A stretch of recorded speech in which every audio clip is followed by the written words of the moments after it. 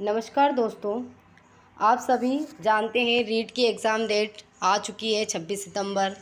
तो आप अफवाहों से दूर रहें और अपनी पढ़ाई को कंटिन्यू रखें। जो रीट सिलेबस है उसमें स्पष्ट छठी से लेकर 10वीं तक की बुक्स जो कि आरबीएससी में चलती है उनको ऐड किया गया है। यानी कि इस बार रीट में 60 से 70% जो भी कंटेंट आने वाला है वो छठी से 10वीं की बुक्स में से आने की संभावना है। तो आप मेरे साथ जुड़े रहें और जो छठी से 10वीं की किताबें हैं उनको अच्छे से पढ़ लें। तो चलिए देखते हैं आज कौन से इम्पोर्टेंट क्वेश्चन है। आज का पहला प्रश्न है, ब्रिटिश संरक्षक समिति ने सती उन्मूलन हेतु विधेयक किस वर्ष पारित किया? 1843, 1844, 1845 या 1846। यानी ब्रिटिश संरक्षक समिति ने सती उन्मूलन हेतु विधेयक बनाया, उसे कब पारित किया गया? तो वो किया गया था 1844। कब किया गया था? 1844 ईस्वी। इसका आंसर हो जाएगा ख। आगे देखिए, अगला प्रश्न है, अनमेल विवाह के लिए कौन सा कारण उत्तरदायी माना जाता है? आर्थिक, सामाजिक, राजनीतिक या उपयुक्त में से कोई नहीं। तो अनमोल विवाह के लिए कौन सा कारण उत्तरदायी माना जाएगा? तो वो माना जाएगा आर्थिक कारण। कौन सा माना जाएगा? आर्थिक कारण। आंसर हो जाएगा इसका क। अगला प्रश्न देखिए, अनमेल विवाह और बाल विवाह निषेध अधिनियम सबसे पहले अलवर रियासत ने किस वर्ष में बनाया?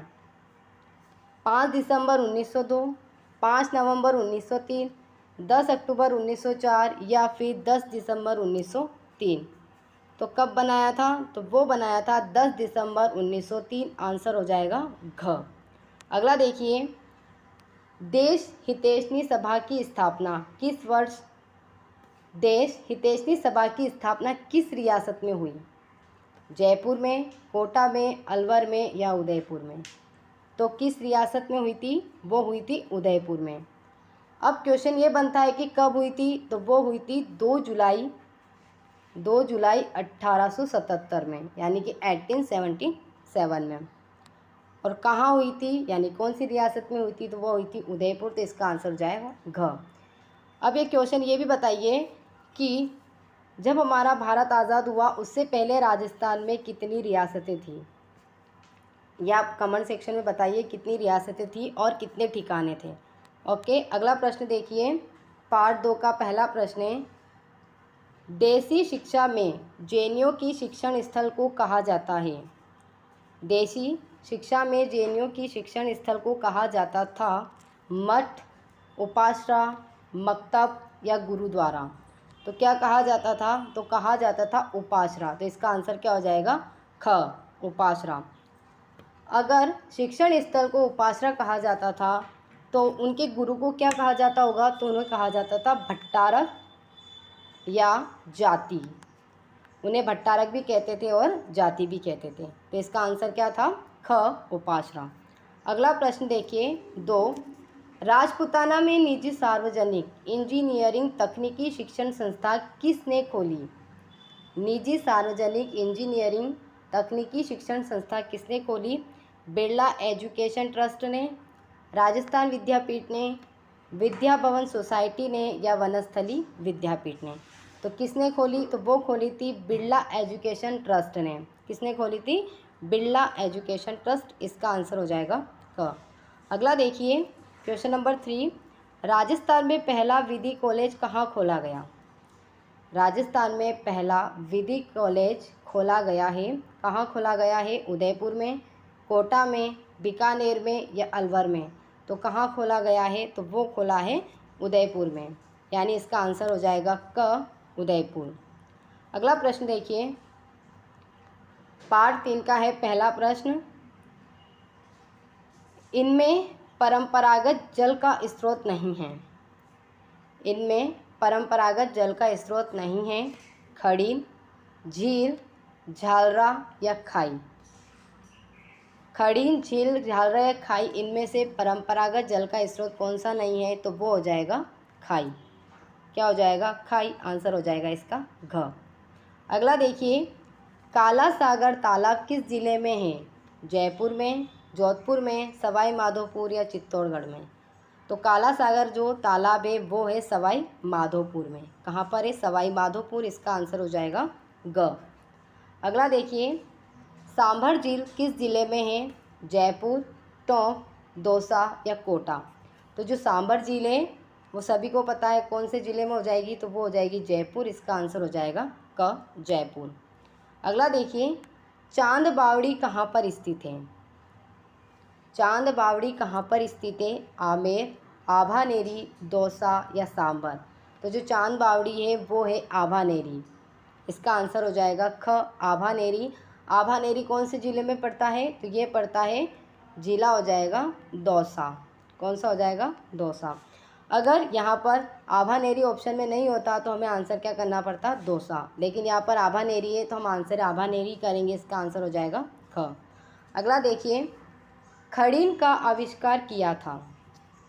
खड़ीन एक परंपरागत जल स्रोत विधि है, तो इसका आविष्कार किसने किया था? जैसलमेर के पालीवाल ब्राह्मणों ने, बाड़मेर के ब्राह्मणों ने, पाली के पालीवाल ब्राह्मणों ने या नागौर के ब्राह्मणों ने। तो जो खड़ीन का आविष्कार किया था वो किया था जैसलमेर के पालीवाल ब्राह्मणों ने। किसने किया था? जैसलमेर के पालीवाल ब्राह्मणों ने। आंसर हो जाएगा इसका क। अगला देखिए, भारत पाक सीमा से लगे जिलों में कौन से परंपरागत जल प्रबंधन स्रोत की मौजूदगी अधिक है? यानी भारत पाक सीमा से लगे जिलों में कौन सी परंपरागत जल प्रबंधन स्रोत की मौजूदगी अधिक है? झालरा, टांक, कुई या बेरी या फिर खड़ीन। तो इसका आंसर क्या हो जाएगा? इसका आंसर हो जाएगा कुई या बेरी, ग। अब पाक और भारत सीमा पर, यानी भारत पाक की जो सीमा है उस पर कितने ज़िले लगते हैं? तो उस पर लगते हैं राजस्थान के कुल 4 ज़िले। कौन कौन से? गंगानगर, बीकानेर, जैसलमेर और बाड़मेर। यानी यहाँ पर इन 4 ज़िलों की बात हो रही है और वहाँ पर कौन सी मौजूदगी अधिक है किसकी? परंपरागत जल की। तो वो हो जाएगा कुई और बेरी। तो इसका आंसर क्या था? ग। अगला देखिए, राजस्थान में सर्वाधिक जल संरक्षण किस परंपरागत जल स्रोत में होता है? सर्वाधिक जल संरक्षण किस परंपरागत जल स्रोत में होता है? टोबों में, झीलों में, खड़ीनों में या तालाबों में। तो इसका आंसर क्या हो जाएगा? इसका आंसर हो जाएगा ख, झीलों में। किस में हो जाएगा? झीलों में। अब झीलों की नगरी किसे कहते हैं? तो वो कहेंगे हम उदयपुर को। किसे कहेंगे? उदयपुर को। इसका आंसर क्या है? ख, झीलों में। ओके, आगे देखिए, राजस्थान में सबसे पहले किस राजा ने नाडी का निर्माण करवाया था? नाडी भी एक परंपरागत स्रोत है जल का।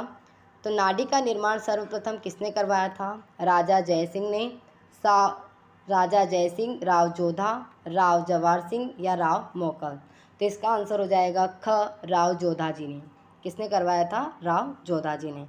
राव जोधा जी ने कब करवाया था? तो वो करवाया था 1520 ईस्वी में। यानी राजस्थान में सबसे पहले नाडी का निर्माण राव जोधा जी ने 1520 ईस्वी में करवाया था। अगला प्रश्न है, आगोर या पायतान का अर्थ होता है? आगोर या पायतान का अर्थ क्या होता है? साफ रखना, पानी बाहर निकलना, बटोरना या ढककर रखना। तो क्या हो जाएगा? इसका आंसर हो जाएगा ग, बटोरना। यानी आगोर और पायतान का अर्थ होता है बटोरना। यानी कि आगोर और पायतान कहते हैं वर्षा जल को नाडी या तालाब में उतारने के लिए उसकी चारों ओर मिट्टी को दबाकर आगोर या पायतान बनाया जाता है।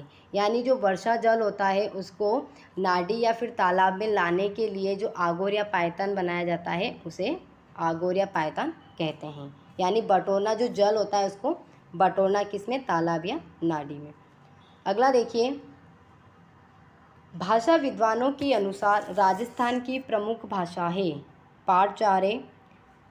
भाषा विद्वानों के अनुसार राजस्थान की प्रमुख भाषा है प्राकृत, मरु, पिंगल या अपभ्रंश। तो क्या हो जाएगी? तो वो हो जाएगी मरु भाषा। आंसर हो जाएगा ख, मरु भाषा। अगला देखिए, मरु भाषा को ही कहा जाता है, यानी मरु भाषा को ही क्या कहा जाता है? मरुवाणी तथा मारवाड़ी, गुजराती तथा मारवाड़ी, मरुवाणी और गुजराती या फिर पिंगल और ब्रज। तो मरु भाषा को ही कहा जाता है मरुवाणी तथा मारवाड़ी। इसका आंसर हो जाएगा क। अगला देखिए, राजस्थानी भाषा का सबसे समृद्ध साहित्य है संत साहित्य, जैन साहित्य, चारण साहित्य या अपभ्रंश साहित्य। तो कौन सा हो जाएगा? राजस्थानी भाषा का सबसे समृद्ध साहित्य है, तो इसका आंसर हो जाएगा चारण साहित्य। क्या हो जाएगा? चारण साहित्य, यानी कि आंसर हो जाएगा ग। अगला प्रश्न देखिए, उद्योतन सूरि की कृति है। उद्योतन सूरि की कृति का नाम बताना है। वंश भास्कर, बृहत खाता मंजरी, कथा सरित सागर या कुवलय माला। तो उद्योतन सूरि की जो कृति है उसका नाम है कुवलय माला। आंसर हो जाएगा घ। अगला देखिए, शुक्र नीति में कितने प्रकार के दुर्गों का उल्लेख हुआ है? 5, 7, 9, 10। तो शुक्र नीति में दुर्गों के प्रकार बताए गए हैं 9, तो आंसर हो जाएगा ग 9। किस क्षेत्र की हवेलियाँ अधिक भव्य व कलात्मक है? किस क्षेत्र की हवेलियाँ अधिक भव्य व कलात्मक है? ढूंढाड़ क्षेत्र की, मारवाड़ क्षेत्र की, अलवर क्षेत्र की या शेखावटी क्षेत्र की। तो आंसर हो जाएगा शेखावटी क्षेत्र की। शेखावटी क्षेत्र में कितने ज़िले आते हैं ये याद होना चाहिए। तो शेखावटी क्षेत्र में 3 ज़िले आते हैं, चूरू, झुंझुनू और सीकर। यानी कि चूरू, झुंझुनू, सीकर शेखावटी क्षेत्र की जो हवेलियाँ हैं वो अधिक भव्य व कलात्मक है। तो इसका आंसर क्या हो जाएगा? घ। अगला देखिए, किस शहर को झीलों की नगरी कहा जाता है? जयपुर को, उदयपुर को, जोधपुर को या बीकानेर को। तो झीलों की नगरी कौन सी कहलाती है?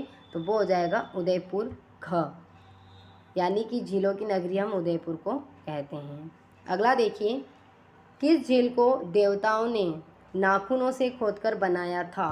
किस झील को देवताओं ने नाखूनों से खोदकर बनाया था? नक्की झील को, आना सागर झील को, पिछोला झील को या सांबर झील को। तो इसका आंसर हो जाएगा नक्की झील को। नक्की झील कहाँ पर है? तो ये है आबू पर्वत सिरोही। कहाँ पर है? आबू पर्वत सिरोही में पड़ती है, जिसे देवताओं ने नाखूनों से खोदकर बनाया था। आगे देखिए, पाठ 5 पहला प्रश्न, राष्ट्रीय उद्यानों की स्थापना का उद्देश्य है? ऐतिहासिक स्थलों की रक्षा करना, मृदा संरक्षण, वन्य जीव संरक्षण या जल संरक्षण। तो जो राष्ट्रीय उद्यानों की स्थापना करने का मूल उद्देश्य होता है वो होता है वन्य जीव संरक्षण, यानी वन्य जीव संरक्षण। आंसर हो जाएगा ग। रणथंभौर राष्ट्रीय उद्यान किस जिले में स्थित है? कोटा में, सवाई माधोपुर, अलवर या भरतपुर। तो रणथंभौर राष्ट्रीय उद्यान सवाई माधोपुर में पड़ता है, यानी इसका आंसर हो जाएगा ख। अगला देखिए, केवलादेव राष्ट्रीय उद्यान अन्य किस नाम से जाना जाता है? सरिस्का, घना, मरु उद्यान या मृग उद्यान। तो जो केवलादेव राष्ट्रीय उद्यान है उसे हम घना पक्षी विहार भी कहते हैं। क्या कहते हैं? घना पक्षी विहार भी कहते हैं। ये कौन से ज़िले में पड़ता है या कौन से ज़िले में है? तो ये है भरतपुर में। कहाँ पर है? भरतपुर। अगला देखिए, राष्ट्रीय मरु उद्यान को किस अन्य नाम से जाना जाता है? जीवाश्म उद्यान, केवलादेव, सरिस्का या मुकुंदरा। तो जो राष्ट्रीय मरु उद्यान है उसे हम जीवाश्म उद्यान भी कहते हैं। आंसर हो जाएगा क, जीवाश्म उद्यान। अगला देखिए, सरिस्का वन्य जीव अभ्यारण्य का प्रारंभ किस योजना के नाम से किया गया? सरिस्का वन्य जीव अभ्यारण्य का प्रारंभ किस योजना के नाम से किया गया? मृग संरक्षण योजना, बाघ परियोजना, पक्षी विहार योजना या फिर वन संरक्षण योजना। तो जो सरिस्का वन्य जीव अभ्यारण्य है उसे बाघ परियोजना के नाम से किया गया। इसका आंसर हो जाएगा ख, बाघ परियोजना नाम से इसको प्रारंभ किया गया था। काला हिरण किस अभ्यारण्य में मिलते हैं? सीता माता, जयसमंद, सज्जनगढ़ या ताल छापर। तो जो काला हिरण है वो मिलते हैं ताल छापर में। इसका आंसर हो जाएगा घ, ताल छापर। ताल छापर अभ्यारण्य कहाँ पर है? तो ये है चूरू जिले में। कहाँ पर है? चूरू जिले में। आगे देखिए, क्वेश्चन नंबर 7, चंबल अभ्यारण्य किसके लिए प्रसिद्ध है? घड़ियाल के लिए, हिरणों के लिए, चीतल के लिए या चिंकारा के लिए। तो जो चंबल अभ्यारण्य है वो प्रसिद्ध है घड़ियाल के लिए। आंसर हो जाएगा क, घड़ियाल। अगला देखिए, बंद बारेठा अभ्यारण्य किस जिले में है? बंद बारेठा अभ्यारण्य किस जिले में है? अलवर में, भरतपुर में, जयपुर में या जोधपुर में? तो जो बंद बारेठा अभ्यारण्य है वो पड़ता है भरतपुर में, तो आंसर हो जाएगा ख भरतपुर। अगला प्रश्न देखिए, राजस्थान में कुल कितने आखेट निषिद्ध क्षेत्र हैं? राजस्थान में कुल कितने आखेट निषिद्ध क्षेत्र हैं? 43, 33, 23 या 53? तो इसका आंसर क्या हो जाएगा? कितने आखेट निषिद्ध क्षेत्र हैं? तो यहाँ पर हो जाएगा आंसर ख 33, यानी 33 आखेट निषिद्ध क्षेत्र हैं। कहाँ पर? राजस्थान में। माचिया सफारी पार्क किस जिले में स्थित है? अगला प्रश्न है, माचिया सफारी पार्क किस जिले में स्थित है? भरतपुर में, जोधपुर में, जैसलमेर में या अजमेर में? तो एक माचिया जो सफारी है वो पार्क किस ज़िले में पड़ता है? तो उसका आंसर हो जाएगा जयपुर। किस ज़िले में पड़ता है? जयपुर।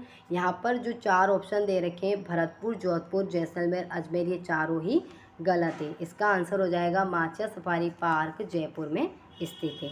ओके, आई होप आपको ये क्वेश्चन समझ में आए हों। ये लगभग 30+ क्वेश्चन थे। इन्हें देखिए, समझिए और कमेंट सेक्शन में बताइए आपको कैसे लगे। और मेरे साथ जुड़े रहें, मेरे चैनल को सब्सक्राइब करें, लाइक करें और शेयर करना ना भूलें। Thank you.